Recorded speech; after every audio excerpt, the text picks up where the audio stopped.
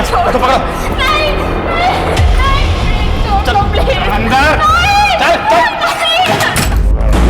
Please बोलो, please मुझे बाहर आने प्लीज।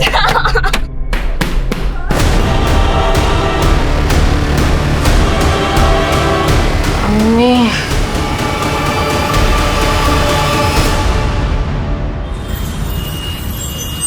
मुझे सब पता है तू क्या करना चाहता है। अरे अम्मी क्या गलत कह दिया हमने? एक बात बताओ, अच्छा खासा लड़का है वो, खुद की चक्की है उसकी, खुश रखेगा हमारी रुपैया को, देख लेना। बहन की खुशी की इतनी फिक्र होती तो 50 साल के बुढ़े का रिश्ता न लेकर आता तू।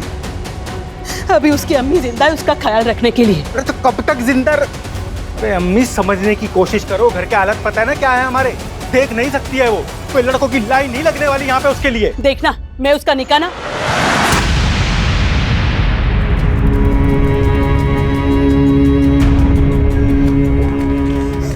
भाईजान आप बिल्कुल चिंता ना करें, मैं कभी भी आप पर या भाभी पर बोझ बनकर नहीं रहना चाहती। रुबैया तू तो मेरी जान है, बोझ थोड़ी ना। ऐसे जबरदस्ती निकाह नहीं करवाऊंगी मैं। देखना मेरी गुड़िया का निकाह नेक ईमानदार फरमाबरदार लड़के से करवाऊंगी मैं। हाँ अम्मी क्यों नहीं, एक लड़की जो देख नहीं सकती, जो हूर की परी है, उसके लिए करोड़ों की गाड़ी में आएगा ना लड़का निकाह पढ़ने के लिए। अम्मी ये ख्वाब है तुम्हारा, ख्वाब ही रहने दो। वो ना अल्लाह देखेगा, तू अपना काम कर। आ बेटा आ।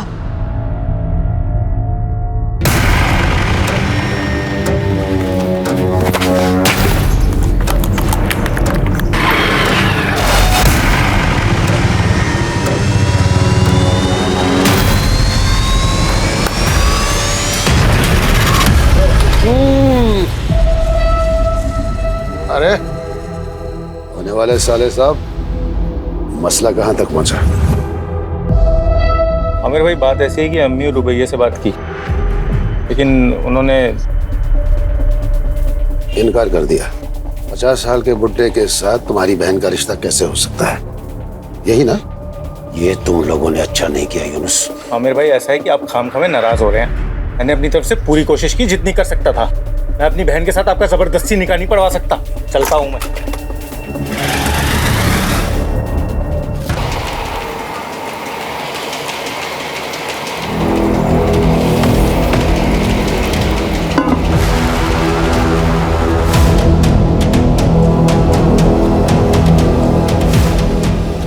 अरे हमसे क्या शर्माना, हमारी दुल्हन बन के ही तो आ रही हो। तुम्हारे भाई यूनुस से बात हो गई है।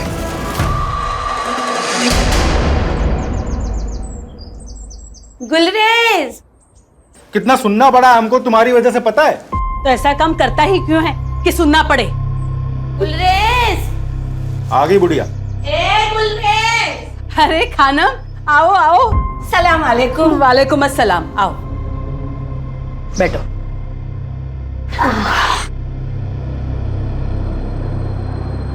आराम से आराम से।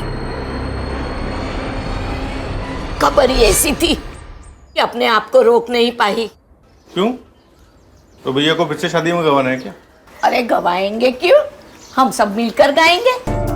ऐसा रिश्ता लेकर आई हूँ कि मना ही नहीं कर पाओगे तुम लोग। लड़का कौन है, क्या करता है और रिश्ता कहाँ से आया है वो तो बोलो खानम। अरे हजरतगंज के बहुत अमीर खानदानी लोग हैं। हाँ? उनका छोटा बेटा है सैयद, 35 साल का। पिछले साल उसकी बीवी का इंतकाल हो गया किसी बीमारी की वजह से।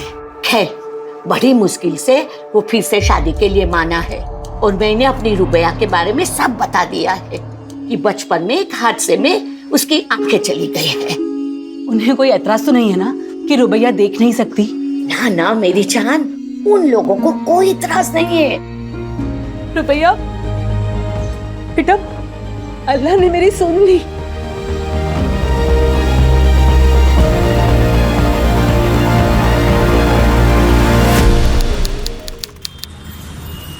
सैयद अमीन इब्न तौफीक अमीन, आपका निकाह रुबैया शेख बिनते फैज शेख से सिक्का राइजुल वक्त 51,000 में तय पाया है।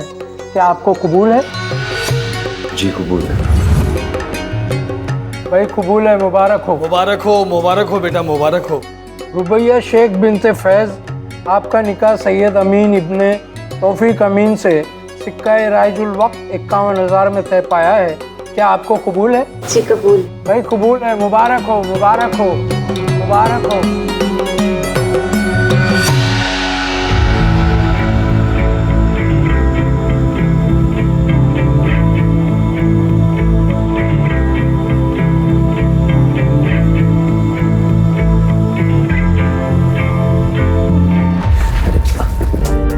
क्या कर रही हो? अभी टकराती। वो मैं इस कमरे की चीजों को पहचानने की कोशिश कर रही हूँ ताकि आगे जाके ठोकर ना लगे।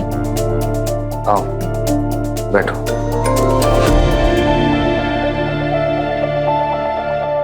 फंक्शन वगैरह से ना बहुत थक गए हो, नींद भी बहुत आ रही है। तुम्हें अगर फ्रेशन अप होना है तो तुम हो जाओ। हाँ?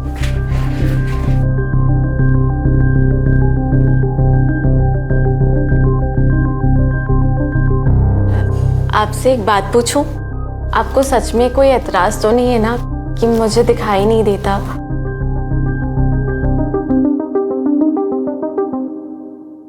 बिल्कुल सपनों की जैसी शादी थी हमारी। यकीन ही नहीं होता था कि ख्वाब है या हकीकत। बस सब कुछ हकीकत ही था। रुबैया, तुम शादी में बहुत खूबसूरत लग रही थी। हमीदा अम्मी हमें बहुत प्यार करती हैं। उन्होंने कभी इस बात का एहसास ही नहीं होने दिया कि हम देख नहीं सकते कि हम लाचार हैं। शाजिया भाभी जो दुलार हमें देती थी, वैसा तो कभी हमें अपनी सगी भाभी से भी नहीं मिला। अब्बू और जमील भाईजान वैसे तो हमसे ज्यादा बात नहीं करते, पर खाने की टेबल पर चुटकुले सुनाकर हमेशा हमें हंसाने की कोशिश करते हैं। लेकिन इन सब में सबसे ज्यादा प्यार और दुलार हमें अब्दुल मामू से मिलता है। जब भी आते हैं मेरे लिए गुड़ की बर्फी जरूर लाते हैं। हमारे शौहर सैयद एक नेकदिल इंसान है, कम बोलते हैं, पर मेरे लिए उनकी मोहब्बत हमें महसूस होती है। कुछ दिनों से शायद परेशान जान पड़ते हैं। उनकी अपने बिजनेस पार्टनर से कुछ कहा सुनी हुई है। अल्लाह से बस यही दुआ है कि सब ठीक हो जाए। सैयद कहाँ छिपकर बैठा भाड़ा? अरे क्या हुआ? हाँ? ये क्या तरीका है? तू मुझे मेरा तरीका मत समझा। एक मिनट केतन बेटा, तुम घर में हो, इतना क्यों गुस्सा हो रहे हो? क्या बात? ये सब आप अपने बेटे से पूछिए। इसने मुझसे बिना पूछे कंपनी के अकाउंट से 5 करोड़ रुपए निकाले। वो पैसे मेरे। वो पैसे मेरे हैं, मैंने निकाल लिए। क्या करेगा अभी तू? चल निकल, चल चल चल। पैसे अपनी अखबार मत करा। मुझे मेरे पैसे चाहिए, वरना क्या? वरना तुम्हारा और तुम्हारी बीबी का राज सबको बता देंगे।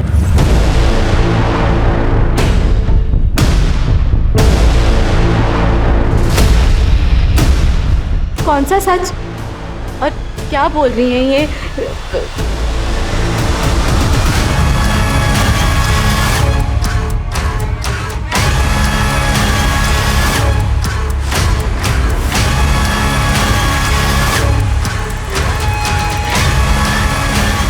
अम्मी, ये केतन कौन से राज के बारे में बात कर रहे थे?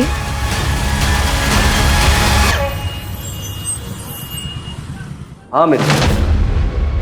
अच्छा वहां भी नहीं है। अच्छा एक काम करना अमित, अगर सैयद तुम्हारे यहाँ आता है या तुम्हारी बात होती है उससे, तो तुम फौरन हमें बताना। हाँ अब्बू, अमित के यहाँ भी नहीं है। ऐसे कहाँ जा सकते हैं? केतन से ना झगड़ा होने के बाद से उनका मूड बहुत खराब था। अम्मी मुझे तो बहुत डर लग रहा है। अरे डर क्यों रही है? सैयद मुड़ी है, वो वापिस आ जाएगा।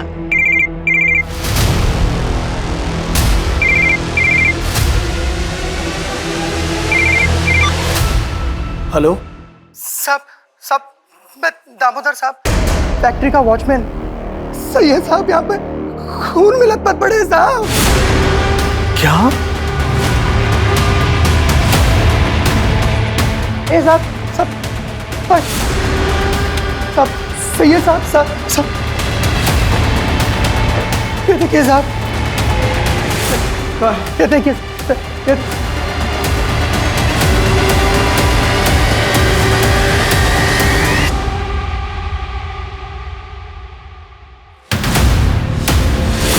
सैयद, सैयद मेरे बेटे, जमील देखो ये क्या हो गया से? अब संभालिए। अरे ये क्या हो गया? बॉडी पे कोई स्ट्रगल के निशान तो नहीं, हत्यार दिल के आर पार, एक ही झटके में ढेर कर दिया। ये केतन और दीना नहीं मेरे बेटे को मारा है साहब, उन दोनों ने ही मारा है।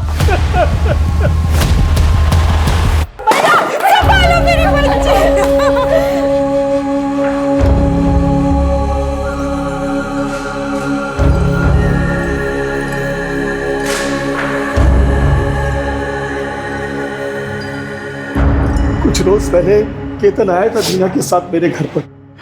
उसने सैयद को धमकी दी थी कि अगर सैयद ने उसके पैसे वापस नहीं किए तो पता नहीं सैयद का कौन सा राज खोल देगा वो। मुझे मेरे पैसे चाहिए वरना क्या? वरना तुम्हारा और तुम्हारी बीबी का राज सबको बता देंगे। किस राज की बात कर रहा था, हमें कुछ समझ ही नहीं आया।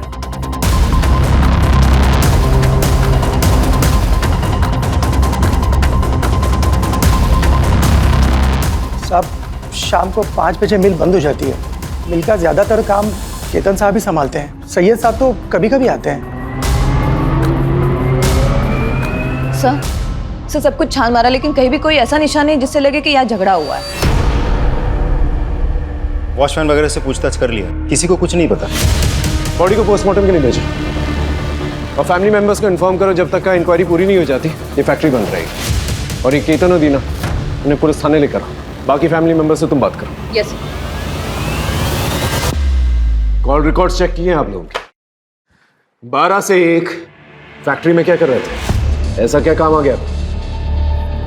सैयद से कौन से राज फाश होने की बात कर रहे थे तुम लोग? मुझे मेरे पैसे चाहिए वरना क्या? वरना तुम्हारा और तुम्हारी बीबी का राज सबको बता देंगे। मुझे नहीं पता कि वो किस राज के बारे में बात कर रहे थे। मैं तो खुद सुन के हैरान थी। सच सच बताओ, सैयद को क्यों मारा? सर हमने सैयद को नहीं मारा। हाँ हम दोनों फैक्ट्री गए थे, कुछ काम था, लेकिन जब हम दोनों वहां पहुंचे तो सैयद की लाश वहां पहले से पड़ी हुई थी। पुलिस को ये बात बताना जरूरी नहीं समझा तुमने? सर हम डर गए थे क्योंकि सैयद के साथ सुबह ही हमारा झगड़ा हुआ था, तो लोगों को यही लगता कि हम दोनों ने ही कुछ किया है, इसके लिए हमने किसी को कुछ भी नहीं बताया। राज की बात? सर कोई राज नहीं, वो तो ऐसे ही हमने उसे डराने के लिए कहा था, पर मैंने उसे किसी से बात करते हुए सुना था कि ये बात मेरे परिवार वालों को नहीं पता चलनी चाहिए। देखो ये बात मैं अपने घर वालों को नहीं बता सकता। आप मैं समझ रहा हूँ, लेकिन तुम मेरी बात तो समझो ना। पर वो बात क्या है वो हमें नहीं पता।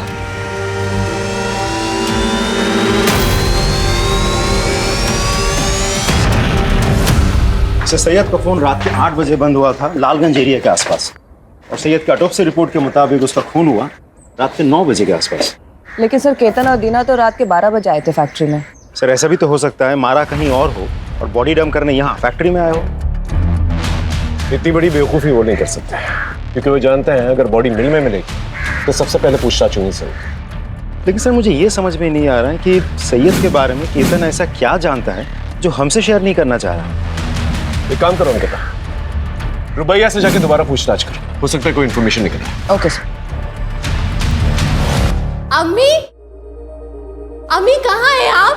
अब्दुल मामा, शाजिया भाभी, हमें आपको कुछ बताना है, आप यकीन नहीं करेंगे। क्या हुआ रुबैया? जल्दी आए। क्या हुआ बेटा? अम्मी, सैयद जिंदा है। वो कल रात मुझसे मिलने आए थे। ऐसी बातें करके क्यों हमारा दिल जलाना चाहती हो रुबैया? रुबैया की बातों पर ध्यान मत दो, वो अभी होश में नहीं। नहीं अबू मैं सच कह रही हूँ, सैयद जिंदा है। वो कल रात को मुझसे मिलने आए थे। हाँ बेटी, हाँ बच्ची समझ रहा हूँ मैं, तुझसे बहुत प्यार करती थी इसीलिए तुझे ऐसा लग रहा है। नहीं, आप लोग मेरी बात का यकीन क्यों नहीं कर रहे? सैयद जिंदा है। मैं सच कह रही हूँ, मेरे सैयद जिंदा है। ना ही मैं झूठ बोल रही हूँ, ना ही मैं पागल हूँ मैडम। मेरे सैयद जिंदा है। वो रात को मुझसे मिलने आए थे और देखना आज भी आएंगे। आपको जल्दी मेरी बातों पे यकीन हो जाएगा। मेरे सैयद जिंदा है। अब मैं इसे कैसे यकीन दिलाऊं कि इसका सैयद अब इस दुनिया में नहीं।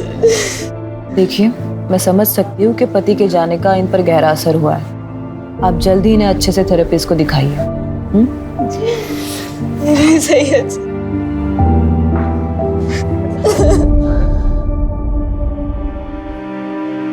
क्यों कोई मेरा यकीन नहीं कर रहा है कि अब जिंदा है सैयद? कहीं ये मेरी कोई गलतफहमी तो नहीं? नहीं, मैंने महसूस किया है आपको। मुझे सबको साबित करना ही होगा कि आप जिंदा हैं।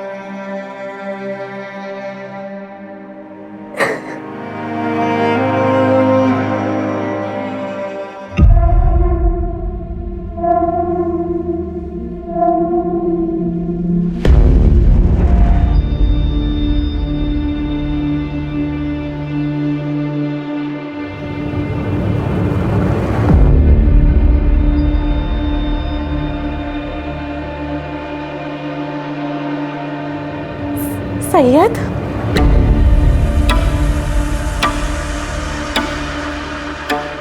सैयद तुम आ गए?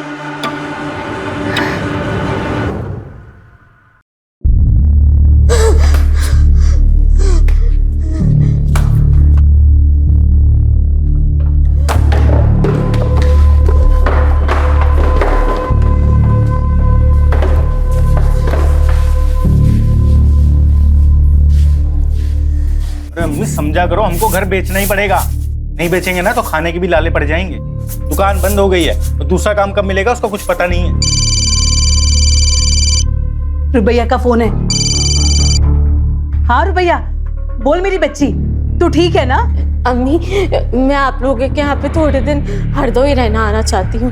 यूनुस भाई को कहिए ना कि मुझे लेने आएंगे। हम नहीं जाएंगे, लखनऊ से वापस आने में पूरा दिन चला जाता है हमारा। कोई बात नहीं, मैं खुद ही आ जाऊंगी। अब उस यूनुस भाई को कहिए ना कि मुझे बस स्टॉप पे लेने आ जाए।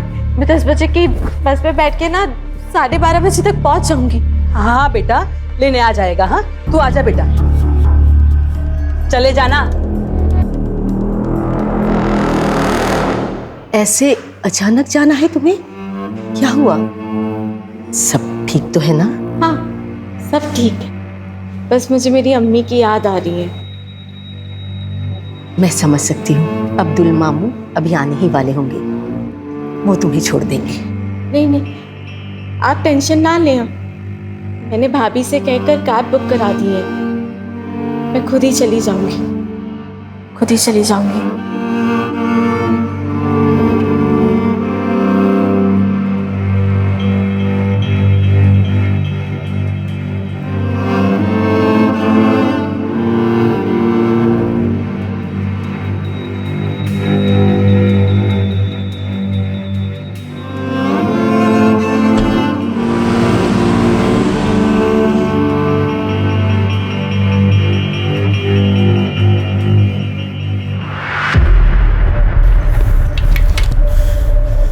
जरूरत थी कैसे यहाँ पे आने की?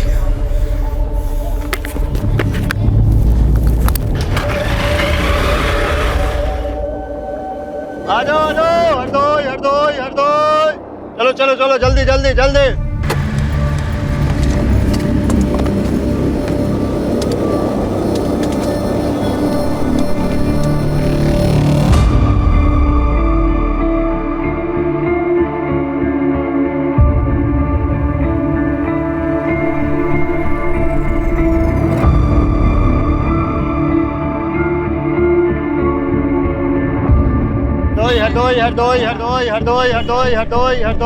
हरदोई।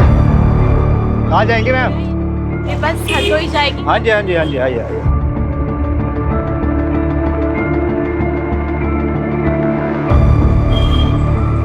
चलिए आराम से। आराम, चलिए चलिए चलिए चलिए चलिए, आराम से आराम से। एक सेकंड, आगे आगे आगे आगे आइए, यहाँ बैठिए। हाँ चलिए चलिए चलिए अंदर की तरफ। हाँ बैठ जाइए, मैं आपका सामान यहीं रख देता हूँ, ठीक है? चलो भाई बैठ गए सब लोग, अपना अपना सामान रख लो ठीक से ठीक।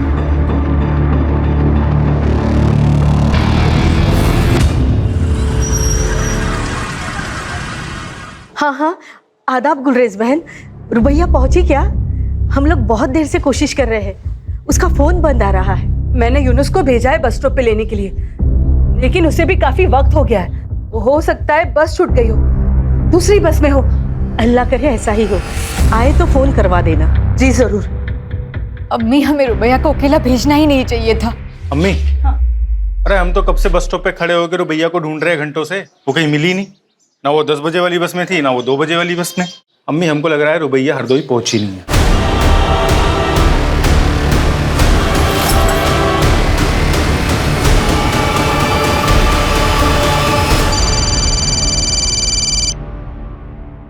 हाँ बोलो। क्या?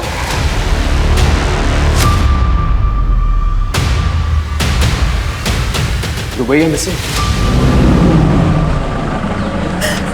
कहाँ चली गई मेरी बच्ची? पता नहीं क्यों उसे यकीन था कि सैयद जिंदा है और वो उसे रात में मिलने आता है। मुझे लगता है कि शायद इसीलिए मेरे पास आना चाहती थी, ताकि उसके ससुराल वाले को ये ना लगे कि उसकी दिमागी हालत ठीक नहीं है। कभी उसे ये सब नहीं कहा। अच्छा एक बात बताइए, सैयद और रुबैया के आपसी रिश्ते कैसे थे? मेरा मतलब है उन दोनों में सब कुछ ठीक ठाक चल रहा था? सर, दोनों के बीच के रिश्ते बड़े अजीब थे। सैयद रुबैया से हमेशा एक दूरी बनाए रखता था, कभी बात भी नहीं करता था उससे। पर रुबैया हमेशा कहती थी कि कमरे में वो बड़े प्यार से रहता है। सर, मुझे ये बात बड़ी अजीब लगती थी।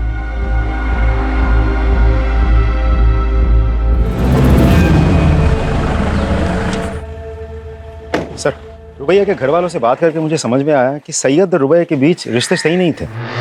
मुझे ऐसा लगता है कि सैयद के मर्डर के साथ रुबैया के गायब होने का कुछ तो कनेक्शन है। एक काम करो, रुबैया की कैब बुक करने से लेके बस स्टॉप पहुंचने तक उसके सारे फुटस्टेप्स ट्रैक करो, उसके call records, cab details, everything. Sir एक और बात, रुबैया के गायब होने के बाद हरदोई से सिर्फ उसकी माँ आई थी, साथ में भाई यूनुस नहीं था।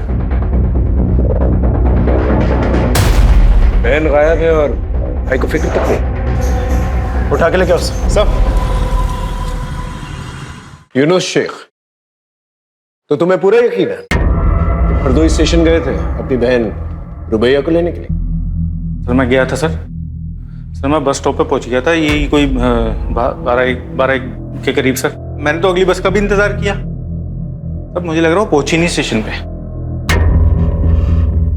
कैसे गए थे वहां पर? बाइक से गया था सर मैं। तुम्हारा जो हरदोई का घर है और बस स्टॉप है कितनी दूरी पे, तो किस रास्ते से गए थे?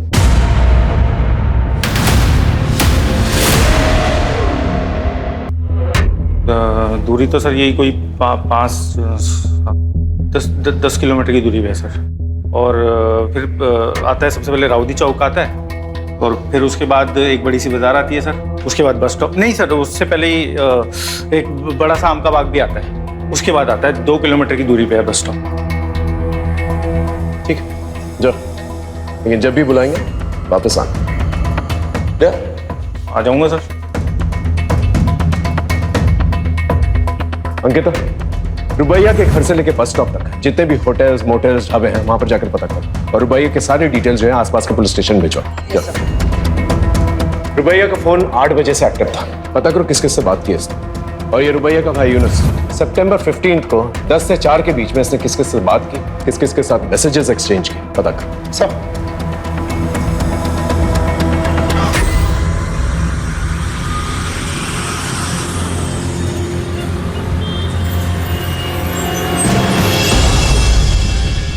रुबैया को छोड़ने के 3 दिन के बाद तू काम पर लौटा है, आता 3 दिन तक।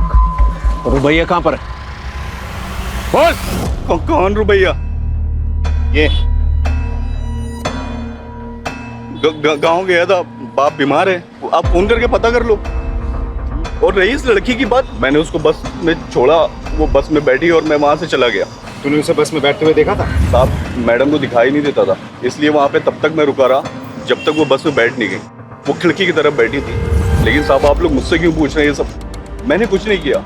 हो सकता है तू कुछ नहीं जानता, लेकिन रुबैया तब से गायब हुई है जब से तेरी गाड़ी में बैठी है। सर इसके बाद भी मेरी बुकिंग थी, आप चेक कर लीजिए। जब तक का ये केस सॉल्व नहीं हो जाता ना, तेरी ये गाड़ी जो है ना हमारी कस्टडी में रहेगी। जा और शहर छोड़कर जाने की कोशिश मत करना। गाड़ी कस्टडी में।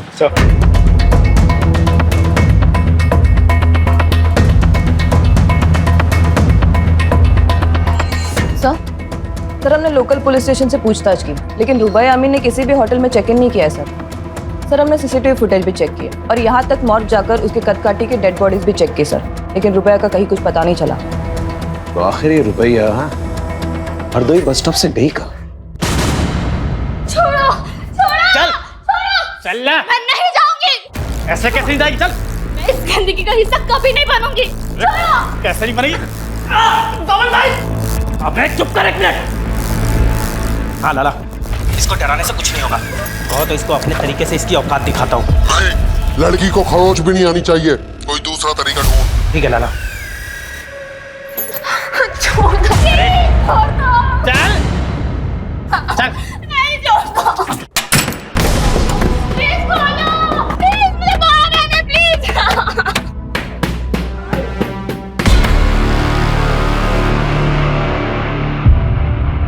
अम्मी तुम्हें पूरा यकीन है ये वही लड़की है जो तुम्हारी बस में बैठी थी? हाँ साहब, उस दिन यही लड़की बस में बैठी थी, लेकिन हमारी इंफॉर्मेशन के मुताबिक तो वो हरदोई पहुंची ही नहीं थी। तुम्हें पक्का याद है? हाँ साहब, मुझे पूरा याद है साहब। वैसे आम पैसेंजरों का तो ध्यान नहीं रहता, लेकिन ये कुछ देख नहीं पाती थी। बल्कि साहब इसका सामान भी मैंने ही रखा था और इसे बिठाया भी मैंने ही था।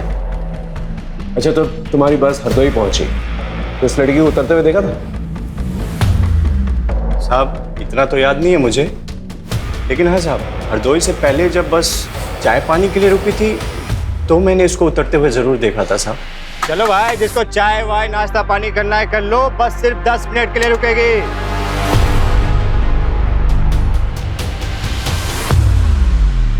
अच्छा, इस लड़की को दोबारा बस पे चढ़ते हुए देखा था आपने? हाँ सर, हमने देखा था।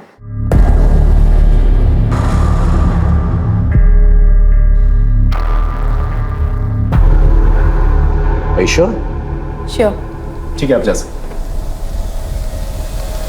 इसका मतलब रुबैया हरदोई पहुंची लेकिन अपने घर तक नहीं पहुंची। घर नहीं पहुंची मतलब रुबैया का भाई यूनुस नहीं तो कुछ?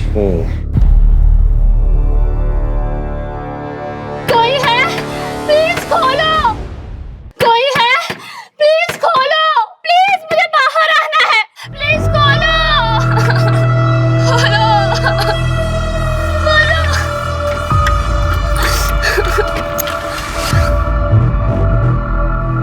आज कस्टमर लेकर आ रहा हूँ, जरा से भी चालाकी करने की कोशिश की ना। तुम लोग जो बोलोगे वो मैं करूंगी। मेरी हालत की तरह मत करना प्लीज। तैयार करके लेके आ।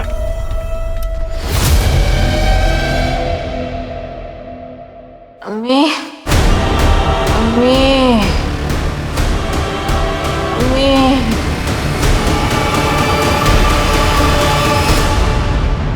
झूठ बोलता है? हाँ, तेरे कॉल रिकॉर्ड चेक किया हमने, तू हरदोई बस स्टॉप गया ही नहीं था। क्यों नहीं गया था? रुबैया को घर लाने क्यों नहीं गया था? कर गया था सर मैं।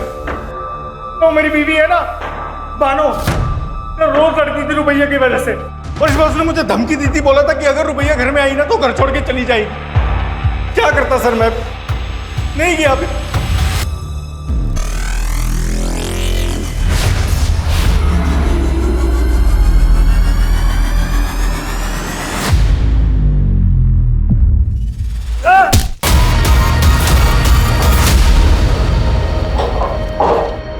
लाला, ऐसा भाग गई। आयशा जिंदा नहीं बचनी चाहिए।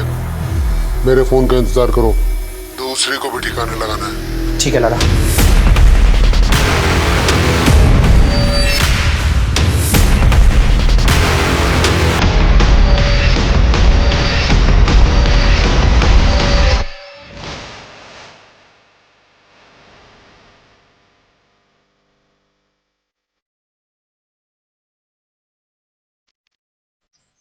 सर हमने रुबैया के ससुराल वाले की सीडीआर चेक की सर। उनमें से 15 सितंबर को सैयद का भाई जमील, उसकी लोकेशन रुबैया के लोकेशन से मैच हो रही है।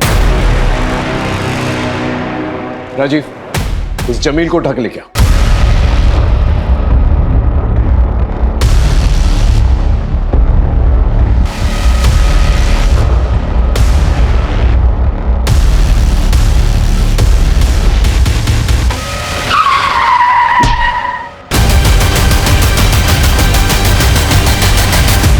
सर जमील का एक्सीडेंट हो गया, उस पर किसी ने गाड़ी चढ़ा दी है।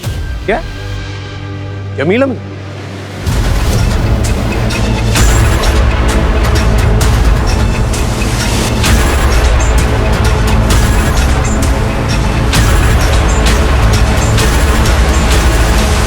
हमने तुम्हारे बैंक स्टेटमेंट्स चेक किए। तुमने बहुत सारे ट्रांजैक्शंस जो हैं बबल क्लब्स में किए। पहले हमें यह लगा कि शायद तुम हॉलिडे मनाने के लिए अपनी बीवी के साथ इस क्लब में जाते हैं, लेकिन जब हमने क्लब में फोन किया तो पता चला तुम वहां अपनी बीवी के साथ नहीं बल्कि सैयद के साथ वहां जाते थे। तो चल क्या रहा था तुम्हारा और सैयद? हाँ देख, सच बता दे। एक ही फैमिली के 3 मेंबर्स के साथ हादसा हुआ है, कोई भी झूठ बहुत भारी पड़ेगा तुझे। सर मैं बाइसेक्सुअल और सैयद गे था। हम दोनों एक दूसरे को डेट कर रहे थे और वो मुझे पैसे भी देता था। हम दोनों एक दूसरे के साथ बहुत खुश थे, लेकिन फिर पता नहीं एक दिन सैयद ने अचानक से आकर कहा कि वो दूसरी शादी कर रहा है और वो ये रिलेशनशिप को कंटिन्यू नहीं कर सकता। सर वो क्लब में अकेले जाने लगा, लोगों से मिलने लगा, उन्हें डेट करने लगा। सर उसने मुझे पैसे भी देना बंद कर दिया। रोज ऑफिस में हमारे झगड़े होने लगे और हमारे डिफरेंसेस लोगों के सामने आने लगे। और ये सब देखकर मेरी पत्नी दीना वो मुझसे सवाल करने लगी थी, इसीलिए उसके लिए मैंने जानबूझकर सैयद को धमकाया। लेकिन एक बात समझ में नहीं आई, सैयद की बीवी रुबैया वो उसके साथ 1 साल तक खुश कैसे थी और 1 साल तक सैयद का सच उसे कैसे नहीं पता चला? सर मुझे कुछ नहीं पता, लेकिन हाँ बुशरा सर, बुशरा सैयद की पहली पत्नी थी और वो उससे बिल्कुल भी खुश नहीं थी। वो उसे डिवोर्स देना चाहती थी, लेकिन वो बोटिंग एक्सीडेंट में मारी गई। राजीव, इस बुशरा के बारे में पता कर और बुशरा बोटिंग एक्सीडेंट के बारे में पता कर। जी सर। शिल्पा खत्री नाम की औरत आपसे मिलने आएगी। शिल्पा खत्री दोबारा क्यों मिलेगी? यस मिस खत्री बोली। सर वो शायद रुबैया दोबारा बस में चढ़ी ही नहीं थी। क्या?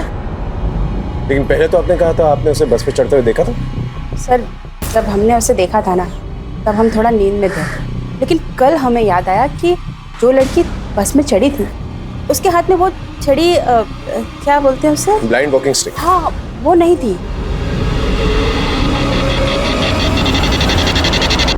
मिसेस खत्री, वो चाय की दुकान याद है जहां पर बस रुकी थी?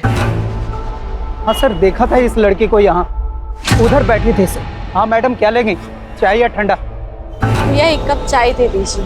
ठीक।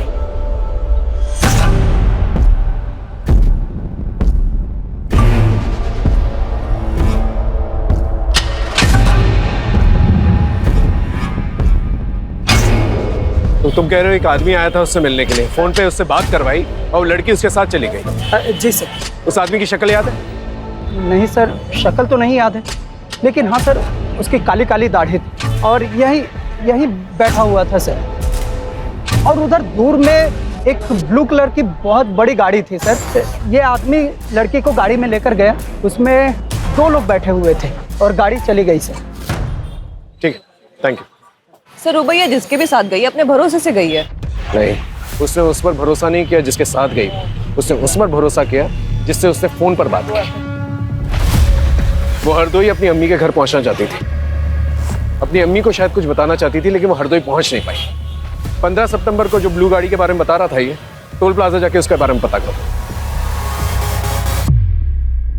ये सच है अंकल, सैयद को लड़कियों में कोई दिलचस्पी नहीं थी और ये बात सैयद की पहली पत्नी बुशरा को भी पता था। झूठ है ये सब। बुशरा सैयद के बच्चे की मां बनने वाली थी। रुबैया और सैयद दोनों बहुत खुश थे और आप कह रहे हैं कि उसे औरतों में कोई कुछ भी कहेगा आप उसका विश्वास कर लेंगे? अरे वो हमारे घर का बच्चा था।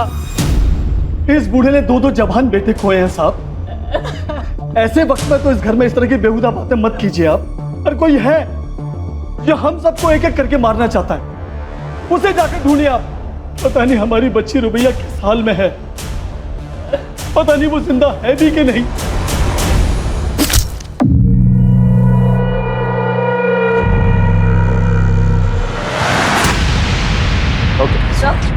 सूरजपुर के टोल प्लाजा का सीसीटीवी फुटेज आ गया और फ्रंट सीट पर बैठे 2 आदमियों का चेहरा दिख रहा है। कौन है ये लोग? गगन और बब्बन सर ये दोनों हिस्ट्री शीटर्स हैं और फिरोजपुर के ब्रोथल से भी इनका कनेक्शन है। उस गाड़ी के बारे में पता चला? किसके नाम पे रजिस्टर्ड है? Ji sir, Jamil. Jamil Amin? Yes sir. Sir वही रुबैया को लेकर गया था और इसके पहले कि हम उससे कुछ पूछ पाते उसका मर्डर हो गया सर।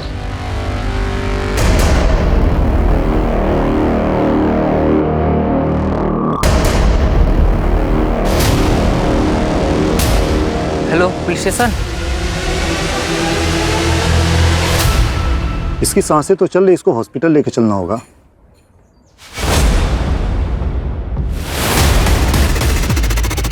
एक और लाश।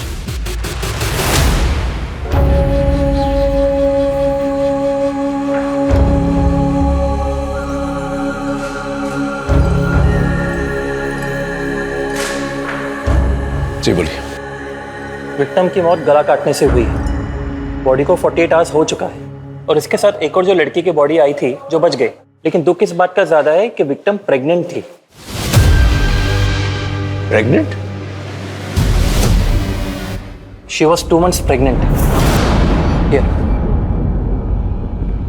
लेकिन ये कैसे हो सकता है? इसके पति को मरे हुए तो 3 महीने हो चुके हैं। सैयद जिंदा है, वो कल रात को मुझसे मिलने आए थे। सर क्या हो रहा था इसके साथ उस घर में? कहीं इस बच्चे का बाप जमील तो नहीं, कहीं वो रुबैया के अंधेपन का फायदा तो नहीं उठा रहा था? हाँ बोलो। सर जमील के आदमी बब्बन और गगन का पता चल गया है। उन दोनों की लोकेशन गवर्नमेंट हॉस्पिटल की है जहां आयशा का इलाज चल रहा है।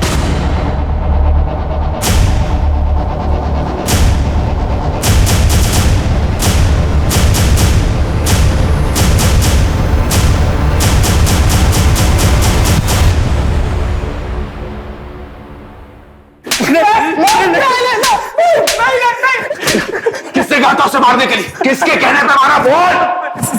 सर हम तो दल्ले सर, कोटे पे लड़कियों का सौदा करते। ऐसा वहां से भाग गई थी, बहुत साड़ी बनती थी सर। बोल। रही बात रुबैया की, रुबैया को जमील भाई लेकर आए थे, उन्होंने उसको पकड़ा सर, उन्होंने मारा होगा, हमने कुछ नहीं किया, यकीन कीजिए। कोठे पे ले जाकर क्यों? कोटा किसका है? कोठा किसका है? बोल। कोटा जमील भाई और लाला का है। लाला कौन? कौन लाला?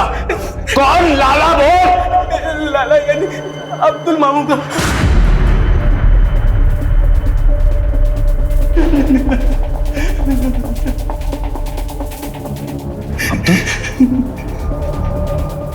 लेकिन अब्दुल तो रुबैया को अपनी बेटी मानता था, और जमील और सैयद उसके अपने भांजे थे।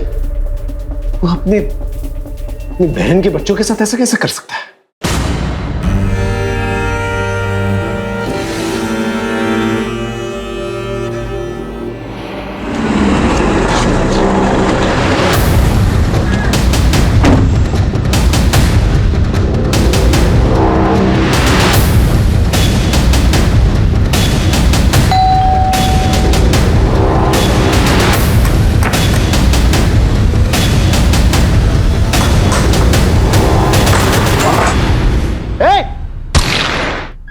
गर्दन पर गोली लगी है, हॉस्पिटल लेके जाओ। सर लेकिन अब्दुल ये सब करेगा ही क्यों? और इन सब में जमील कैसे फंस गया? सर, क्या चल रहा है मुझे कुछ समझ में नहीं आ रहा है, अजीब पहेली है। सैयद की पहली बीवी बुशरा, वो भी प्रेग्नेंट थी ना सर, और उसकी मौत बोटिंग एक्सीडेंट में हुई थी। सबका जवाब हमें इशारे में मिलेगा। सर सन 2020 में भी भूषण अमीन ने अपने पति और ससुर के खिलाफ रिपोर्ट लगाई थी। ये देखिए रिपोर्ट। सैयद के खिलाफ तो कंप्लेन समझ में आती है, लेकिन तौफीक अमीन के खिलाफ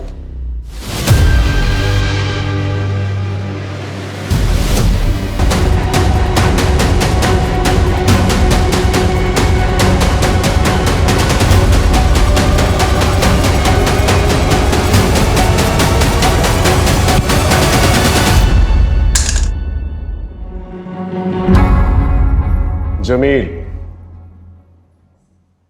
अब्दुल और हमीदा, तुम लोग तो सिर्फ प्यादे हो। असली वजीर तो आप। 2020 में सैयद की पहली बीवी बुशरा, वो उसे छोड़कर हरियाणा जा रही थी। वो प्रेग्नेंट थी। कैसे? मैं नहीं चाहता था कि हमारे परिवार की सच्चाई बाहर वालों को पता चले।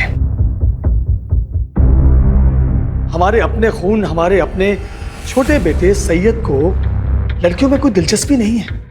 मैं चाहता था कि वो एक अच्छी सी लड़की के साथ निकाह करके इज्जतदार जिंदगी बसर करे, इसलिए मैंने बुशरा के साथ उसका निकाह करवाया। लेकिन नहीं, सैयद का दिमाग नहीं बदला और एक दिन जिस बात का डर था वही हुआ। बुशरा को सच्चाई पता चल गई। उसने ठान लिया कि दुनिया को वो सच्चाई बता देगी। मैं कैसे होने देता ये सब? अबू मुझे मेरे भाई से बात करनी है। मैं घर चली जाऊंगी। अबू खुदा के नाम मुझे यहाँ से जाने दीजिए, ताकि तू हमारे खानदान का नाम बदनाम कर सके। पर मैं तेरा वो हाल करूंगा कि तू यहाँ से जाने लायक नहीं रहेगी। चल चल बुशरा चुपचाप सब कुछ सहती रही, लेकिन अचानक एक दिन वो भाग गई और वहां जाकर उसने मेरे और सैयद के खिलाफ पुलिस स्टेशन में रिपोर्ट लिखवा दी। इसलिए बुशरा को तो रास्ते से हटाना ही था। उसके बाद हम दोनों ने जैसे तैसे सैयद को दूसरे निकाह के लिए मनाया। रुबैया हमारे परिवार के लिए एकदम सही थी। वो देख नहीं सकती थी। सैयद रात को घर में होता नहीं था। हम सैयद का इत्र लगाकर रुबैया के कमरे में जाता था। रुबैया को कोई शक नहीं होता था। वो सिर्फ इतना पूछती थी, सैयद तुम आ गए? अपने परिवार को आगे बढ़ाने के लिए जो भी सही था वो मैंने किया। लेकिन अपने बेटे सैयद को क्यों मारा? एक दिन उसके दिमाग में भी फितूर चढ़ गया। आपको ये बात समझ में क्यों नहीं आती कि मुझे लड़कियां नहीं लड़के पसंद है, और इसमें कोई गलत बात नहीं है। देखो, आप उस लड़की के साथ जो करना चाहते हो आप करो। उससे निकाह करनी है, उसके साथ सोना है, उसके साथ घूमने फिरना जाना है, जो करना है करो, लेकिन मुझे अपनी सच्चाई के साथ जीना है और मैं अपनी सच्चाई सबको बता के रहूंगा। सिंपल है। और मैंने अब्दुल से सैयद को मरवा दिया।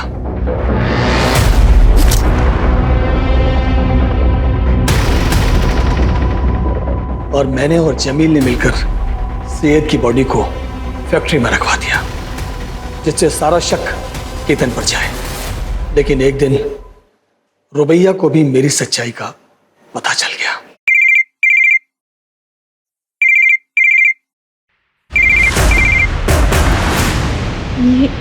ये रिंगटोन तो अब्बू की फोन की है। अब्बू? और सैयद के मरने के बाद भी मैं ही था वो जिसे वो सैयद समझ रही थी। उसके बाद मैंने जमील को रुबैया के पीछे लगा दिया। हमारे अब्बू ने जो तुम्हारे साथ किया उसके लिए हम बहुत शर्मिंदा है रुबैया। अच्छा रुबैया, तुम हमारे साथ चलो। बस में जाना तुम्हारी जान के लिए खतरा है। और ये अब्दुल मामू भी तुमसे बात करना चाह रहे थे। हेलो मामू। मामू अब्बू। अब बेटा, तौफीक ने तुम्हारे साथ इतनी जलील हरकत की, मुझे पता चल गया है। तुम एक काम करो, जमील के साथ यहाँ चली आओ। ठीक है। और अब्दुल से कहा कि रुबैया को भी मार दो। माफ कर देना मेरी बच्ची। अगर तौफीक का कर्जा मुझ पर नहीं होता तो मैं ये कभी नहीं करता।